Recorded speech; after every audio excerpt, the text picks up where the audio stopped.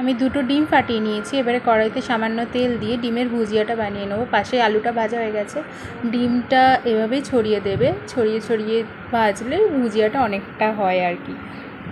তো ভুজিয়াটা করে নিই।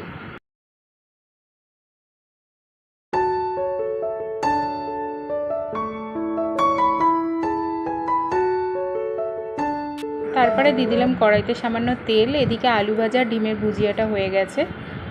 তেলের মধ্যে আমি দিয়ে দিলাম পেঁয়াজ কুচি আর লঙ্কা কুচি। তারপরে আমি দিয়ে দেবো সেদ্ধ করা চাউমিনটা।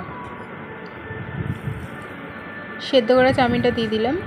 তার মধ্যে আমি একটু দিয়ে দেবো লবণ আর একটু গোলমরিচের গুঁড়ো আর একটু চিনিও দিয়েছিলাম। তারপরে হালকা নাড়াচাড়া করে ওপরে ডিমের ভুজিয়াটা ছড়িয়ে নিয়ে তো আজকে রেডি হয়ে গেল গরম গরম ঝরঝরে এগ চাউ। আর তোমরাও বানিয়ে ফেলো আর আমাকে কমেন্টে অবশ্যই জানিও রেসিপিটা কেমন লাগলো।